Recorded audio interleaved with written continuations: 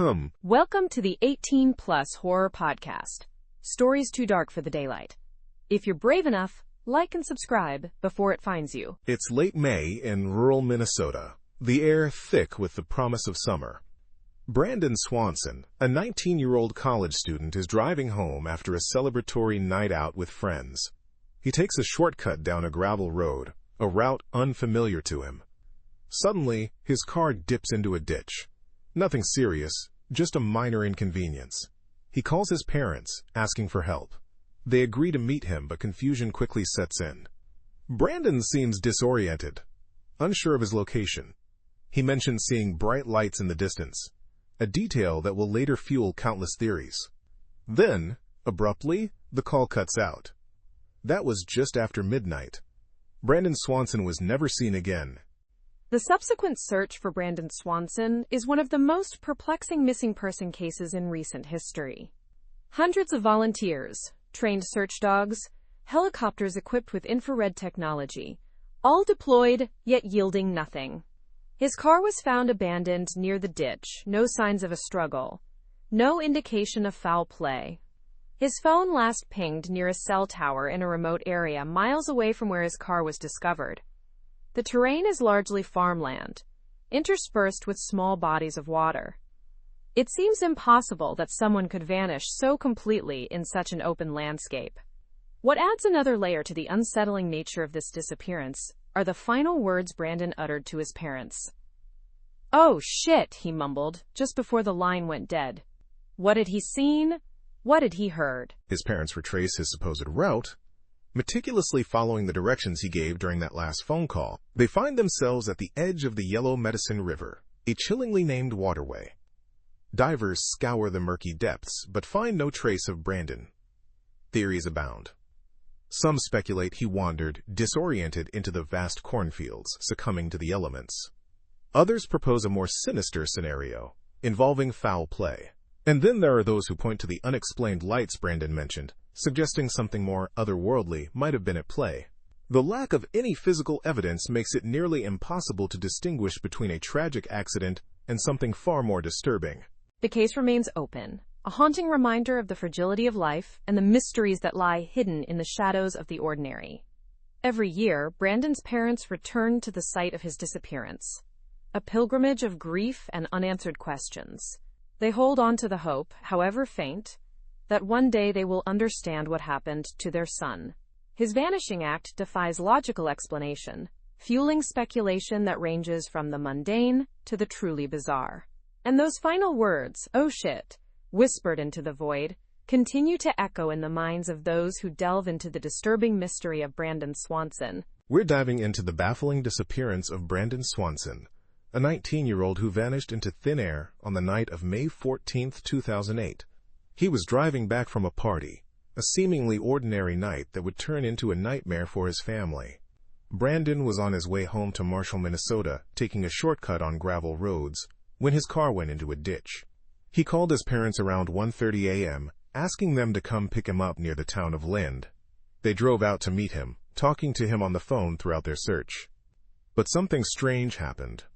Brandon claimed to see the lights of Lynd, but he was nowhere near the town. He sounded disoriented, perhaps even agitated.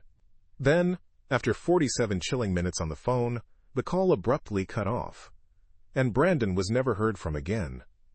What happened during that lost hour? Where could he have gone? The landscape of rural Minnesota, vast and desolate, holds its secrets close. It's a truly perplexing case. We have a clear starting point, the location of his car in the ditch near Mud Creek, and a known endpoint, the sudden silence on the other end of that phone call. But the in-between is shrouded in mystery.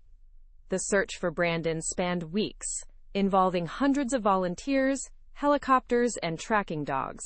They combed the fields, drained the ditch, and even searched nearby rivers, yet found no trace of him.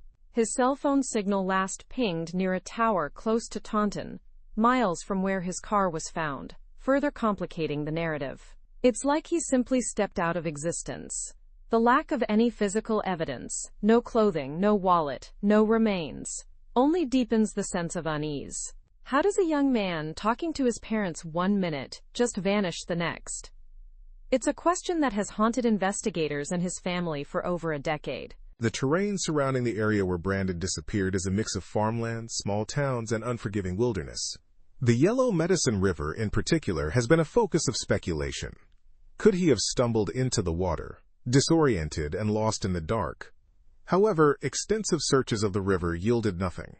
There's also the element of the late-night hour and the potential for disorientation. Could Brandon have misjudged his location, wandered in the wrong direction, and succumbed to the elements? Hypothermia is a real possibility given the spring temperatures. Yet, the fact that he was on the phone with his parents for almost an hour, seemingly lucid at times, suggests he was aware of his situation. This detail, combined with the last ping of his cell phone miles away, adds a layer of complexity that defies easy explanations. The phone call itself is the most chilling piece of evidence we have. We can trace his movements, to some extent, by his descriptions of his surroundings. He mentioned walking by a fence and hearing running water. He believed he was near Lynd, seeing its lights in the distance, a detail his parents confirmed was impossible from his actual location. This misperception adds another layer of intrigue. Was he suffering from a sudden medical episode? Or could something more sinister have been at play? Some theories, fueled by the lack of any logical explanation, venture into the realm of the paranormal. The area has local legends and stories of strange occurrences. While these theories offer little comfort to Brandon's family, they underscore the sheer strangeness and inexplicable nature of his disappearance. The fact remains, a young man vanished without a trace, leaving behind a devastated family and a mystery that continues to baffle. We've established Brandon Swanson's timeline up until his call to his parents around 2 a.m. on May 14, 2008.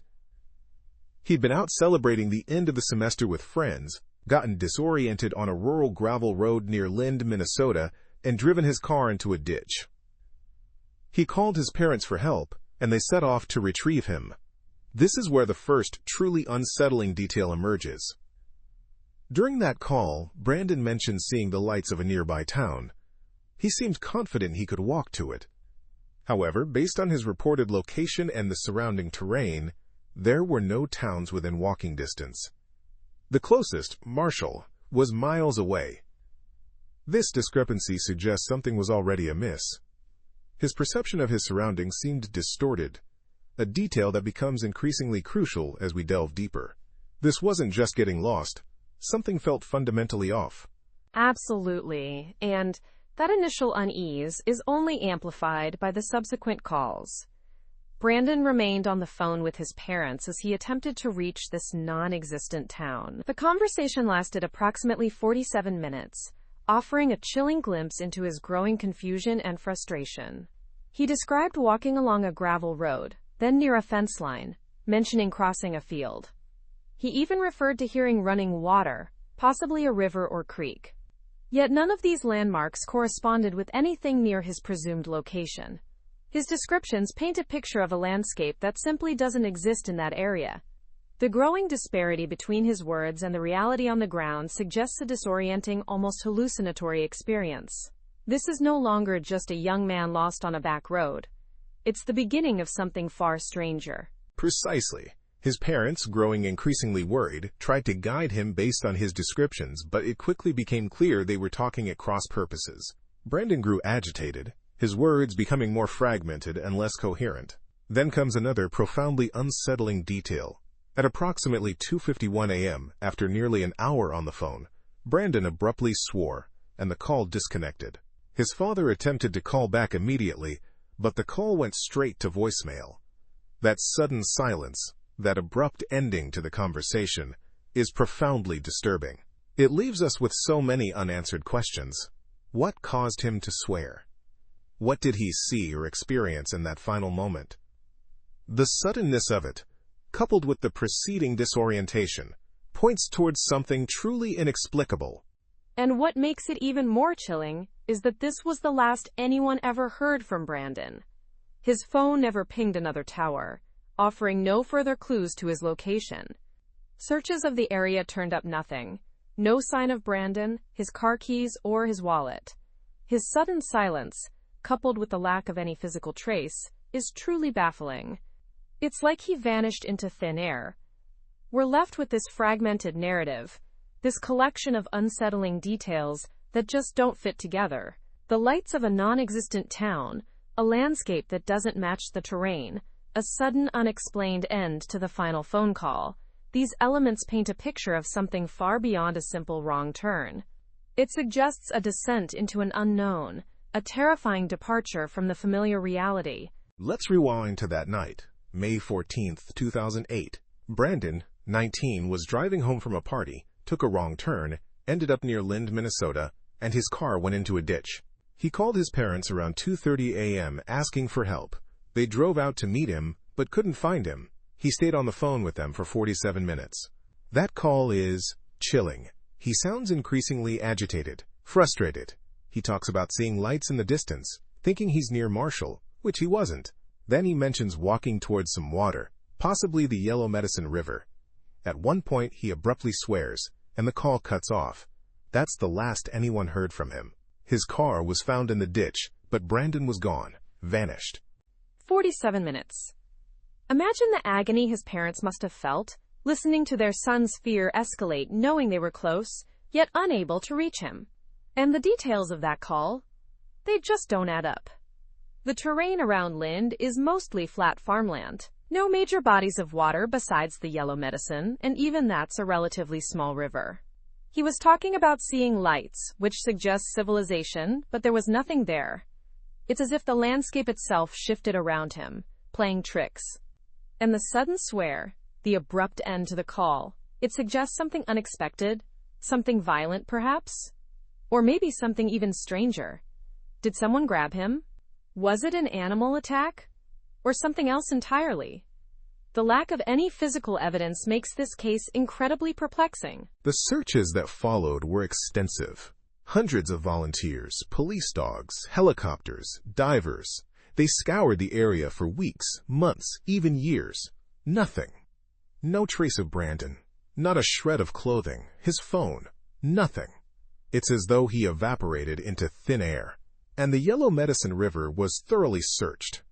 If he'd fallen in, surely something would have been found. The current isn't particularly strong. It just adds another layer of mystery to this already baffling disappearance. The official explanation is that he likely drowned, but many, including his family, believe there's more to it. The theories range from the mundane to the bizarre.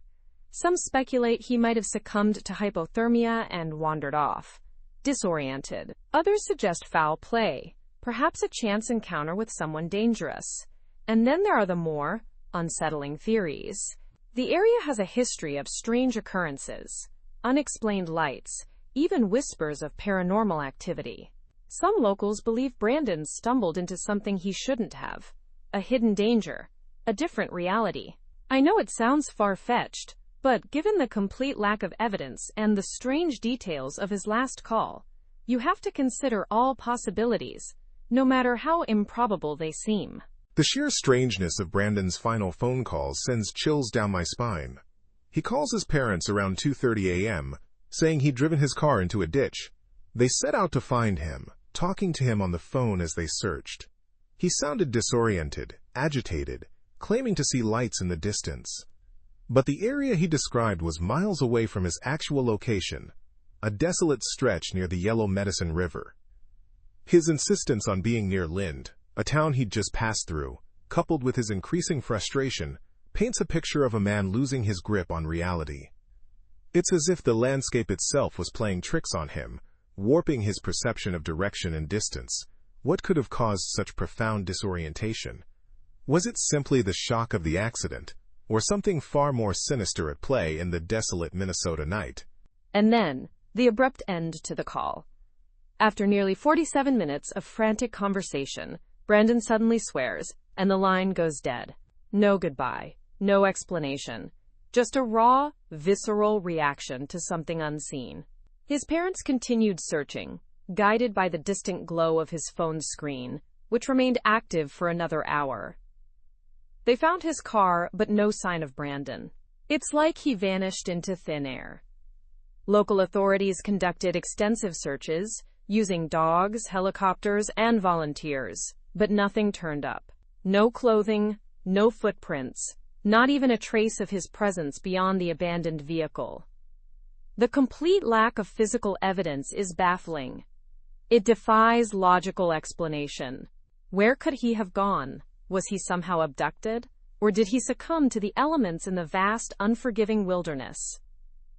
The mystery deepens with every passing year. What strikes me is the witness account from a nearby town. A resident reported seeing a young man matching Brandon's description walking down the main street of Taunton around 2:15 a.m., just before Brandon's first call to his parents. This sighting places him miles away from where his car was eventually found, deepening the mystery of his movements that night. Could this have been Brandon, disoriented and seeking help? Or was it a chillingly coincidental misidentification, adding another layer of ambiguity to the case? The lack of any confirmed sightings after this point only intensifies the sense of unease surrounding his disappearance. The theories surrounding Brandon's disappearance range from the mundane to the truly bizarre. Some suggest he may have succumbed to hypothermia, wandering disoriented into the unforgiving terrain. Others propose he might have fallen into the Yellow Medicine River, his body swept away by the current. But these explanations fail to account for the lack of any physical evidence. Then there are the more unsettling possibilities. Some locals whisper of supernatural forces at work, citing the area's history of strange occurrences. Could Brandon have stumbled into some unseen realm, a victim of the land itself? Or was he the target of something more human, a predator lurking in the shadows? The absence of answers only fuels the speculation, turning a tragic disappearance into a haunting local legend. We've meticulously pieced together Brandon's last known movements. He left the party in Lynd, got disoriented on the gravel roads, ended up near Marshall, called his parents for help, and then silence. His car was found in a ditch, but there was no sign of a struggle, no forced entry, and no trace of Brandon. The official search covered an immense area, involving hundreds of volunteers, helicopters, sniffer dogs, and divers. They even drained a nearby river, but it yielded nothing. It's as though he simply stepped out of existence. And the most unsettling aspect? The two separate phone calls he made to his parents. In the first, he claimed to be near a town with flashing lights. No such town exists in that vicinity. In the second, just minutes later, his words became increasingly disjointed, almost panicked, before the call abruptly cut off. What could have transpired in those fleeting moments? The case gets even stranger when you consider the local legends and folklore surrounding the area. There have been whispers of strange occurrences in the region for years. Stories passed down through generations talk of unexplained lights, disappearances, and even a malevolent entity said to inhabit the wetlands. Some locals believe Brandon stumbled into something he wasn't meant to see, something that lies hidden beneath the seemingly ordinary landscape. A darkness lurking just beneath the surface, waiting for an unsuspecting soul to wander too close. While these stories are often dismissed as folklore, they add an unsettling layer to Brandon's disappearance. Could there be more to this case than a simple wrong turn on a dark night? I spoke to a former sheriff's deputy who worked the case. He mentioned something off the record, something that never made the official reports. A rumor, he called it. Apparently, Brandon's father, Brian, had confided in a few close friends about a recurring dream Brandon had as a child. He would describe being chased through a foggy field by a dark figure, a figure that would vanish and reappear as if it were walking between worlds. He'd wake up screaming, drenched in sweat, and refuse to go back to sleep. Brian dismissed it as childish nightmares, but now he wonders if there was more to those dreams. Could they have been a premonition of sorts, a glimpse into a future he couldn't escape? It's a disturbing thought, a chilling possibility. It chills me to the bone to think about it. Imagine the torment of not knowing, of replaying every detail, every conversation, every missed opportunity. The Swanson family has endured an unimaginable ordeal. Years of searching, years of hoping against hope, only to be met with a deafening silence. This case defies logical explanation. The lack of physical evidence, the conflicting witness accounts, the eerie coincidences, and now, this dark backstory about Brandon's dreams. It all points to something far more sinister than a simple accident. We're dealing with layers of mystery here, each one more unsettling than the last. It's as though the land itself swallowed him whole, a secret it refuses to relinquish. We've meticulously dissected the timeline of Brandon Swanson's disappearance. He calls his parents, stranded after driving his car into a ditch. They agree to meet him. He calls again, frustrated, saying he's lost and can't see them. Then, the abrupt, chilling, "Oh shit," followed by silence. The phone call ends, leaving his parents searching in the dark. We have the location of the ditch, the cell phone pings tracing his movements before the signal cuts off, and the extensive searches that yielded nothing. But what about the area beyond the official search perimeter? Could he have wandered much further than anyone anticipated, into an area where treacherous terrain or something else hindered the search efforts? There's something undeniably unsettling about that final exclamation. It suggests sudden realization, a moment of stark terror before whatever silenced him took hold. Was it a natural accident, an encounter with a hostile person, or something far more sinister? The official explanation points to a possible accidental drowning in the Yellow Medicine River, but the lack of a body raises troubling questions. The river was searched extensively, and while it's possible his remains were swept downstream or somehow concealed, it's not conclusive. Then there are the whispered rumors from locals, the stories about the area having a strange history, a sense of wrongness, tales of disappearances in the past, unexplained light seen in the night sky, and a pervasive sense of unease that permeates the landscape. These are, of course, anecdotal, but they add another layer of mystery to an already perplexing case. Could there be something more to this story than meets the eye, something connected to the land itself, a hidden darkness that claims its victims without a trace? The lack of any physical evidence, not even a shred of his clothing or belongings, makes the Swanson case particularly haunting. It's as if he vanished into thin air. We have the cell phone records, the witness accounts from his parents, and the physical location of the ditch, but beyond that, the trail goes cold. It's this absence, this void where there should be answers, that fuels the speculation. Some believe he might have been the victim of a targeted abduction, perhaps by someone he encountered on the road that night. Others suggest a more sinister explanation, whispering about the possibility of something non-human, something that stalks the remote areas of the country, preying on the lost and vulnerable. While these theories lack concrete evidence, they tap into a primal fear, the fear of the unknown, the fear of the things that lurk just beyond our understanding. And that's precisely what makes the Swanson case so disturbing. It's the unanswered questions, the unsettling possibilities, that linger long after the facts have been laid out. We're left with a twisted ending, a permanent open cliffhanger. Was it a tragic accident compounded by a series of unfortunate events? Was it the calculated act of a human predator? Or is there something more at play here? Something hidden in the shadows, something we may never fully comprehend. The truth, whatever it may be, remains elusive, locked within the silent landscape where Brandon Swanson took his final, terrifying steps. The case serves as a chilling reminder of the fragility of life and the enduring power of the unknown.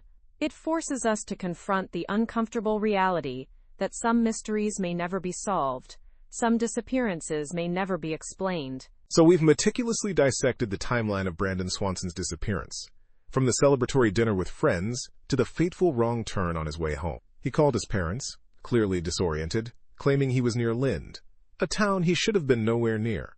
The strange inconsistencies in his descriptions of his surroundings, the impassable wetlands he seemingly traversed, and the abrupt end to his final call all point to a disturbing enigma. We've explored the official investigations, the extensive searches, the theories ranging from mundane accidents to more unsettling possibilities. Yet, after all this, we're left with a gnawing emptiness, a void where answers should be. It's as if Brandon Swanson simply stepped out of reality that night in May 2008. And it's the lack of concrete evidence that fuels the more esoteric theories. Some suggest a paranormal explanation, a warping of reality, perhaps even an abduction of some kind. While these ideas often lack tangible proof, they're born from the sheer strangeness of the case. The Yellow Medicine River, near where his car was found, has its own local legends, whispers of strange occurrences and disappearances over the years. Could there be a connection? Or is it merely our human tendency to seek answers in the face of the inexplicable, even if those answers venture into the realm of the supernatural? The eerie silence surrounding Brandon Swanson's fate is what truly unsettles me. No body, no definitive clues, just fragmented phone calls and a desperate search yielding nothing. It's the kind of case that stays with you, that whispers in the quiet moments, a chilling reminder of how easily someone can vanish without a trace, swallowed by the night. The uncertainty, the lack of closure, that's the real horror here. A young man, full of life, simply erased. It's a stark reminder of the mysteries that still exist in our world. Cases like Brandon Swanson's challenge our understanding of reality, of the fragile line between the known and the unknown. And as we conclude this exploration into the chilling disappearance of Brandon Swanson, we're left with a lingering question. What really happened that night? Perhaps the answers lie hidden in the darkness, just beyond our reach, forever shrouded in the unsettling mystery of the night. And perhaps, somewhere out there, in the vast expanse of the unknown, Brandon Swanson is still out there. That was this week's dive into darkness. Subscribe to the 18+ Horror Podcast and come back if you can sleep again. You've been listening to Whispers After Midnight. Sweet dreams, if you can sleep.